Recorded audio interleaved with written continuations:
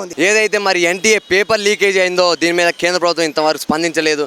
ఏదైతే మరి 24 లక్షల మంది విద్యార్థులు ఆ కుటుంబాలు ఈరోజు భయాందోళనకు గురవుతూ ఉన్నారు. చాలామంది విద్యార్థులు ఆత్మహత్యలు చేసుకుంటూ ఉన్నారు. మరి ఏదైతే మోడీ గారు G7 పోవడానికి టైం ఉంటుంది, ఆంధ్రప్రదేశ్లో ప్రమాణ స్వీకారానికి టైం ఉంటుంది, వాళ్ళ ప్రమాణ స్వీకారానికి టైం ఉంటుంది, కానీ 24 లక్షల మంది విద్యార్థుల పేపర్ లీకేజీలు వాళ్ళ జీవితాలు లీకేజ్ అవుతూ ఉంటే మరి దీనికి స్పందించకపోవడం ఈ దేశానికే సిగ్గుచేటు. మరి ఇప్పటికైనా కానీ ఏదైతే ప్రధానమంత్రి గారు దీని మీద స్పందించకపోతే మేము విద్యార్థుల నాయకులుగా ఏదైతే ఢిల్లీ కోటను బద్దలు కొట్టి ఏదైతే మరి ఎన్డీఏ కూటమిని ఏదైతే చీల్చి మళ్ళా ఏదైతే మరి ఈ కార్యాచరణ రూపొందించడానికి సిద్ధంగా ఉన్నాం. ఏదైతే మరి ఈ నీట్ వ్యవహారం పైన కేంద్ర ప్రభుత్వం కానీ ప్రధానమంత్రి కానీ దీని మీద స్పందించకపోతే మరి ఢిల్లీకి కూడా వచ్చి మేము భారీ ఎత్తున ఉద్యమాన్ని తెరలేపడానికి మేము విద్యార్థి నాయకులు సిద్ధంగా ఉన్నాం.